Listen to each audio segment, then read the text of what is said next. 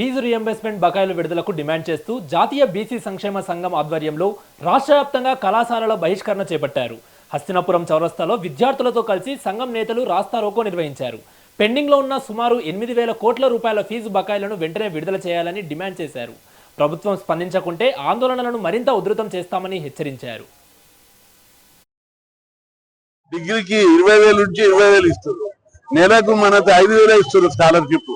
Andhra 20,000 scholarship ఇస్తున్నారు. కాబట్టి ప్రతి కాలేజ్ విద్యార్థికి 20,000 స్కాలర్షిప్ ఇస్తున్నారు. మన దగ్గర కూడా కాలేజ్ విద్యార్థులందరికీ 20,000 స్కాలర్షిప్ పెంచాలి. ఇంకా కొత్త కొత్త డిమాండ్ వేరే రాష్ట్రాలను పోలిస్తే తప్పనిసరి. ఇంకా మీకే ఇబ్బంది. మేము ఇప్పటికే మర్యాదగా చెప్తున్నాం. కొత్త డిమాండ్ అది రాకుండా బకాయిలు ఇచ్చి పిల్లల ఉసురు పుట్టొద్దు. పిల్లలు చనిపోతున్నారు, అప్పుల పాలై ఇబ్బంది పడుతున్నారు. కాబట్టి వెంటనే బకాయిలు ఇవ్వు.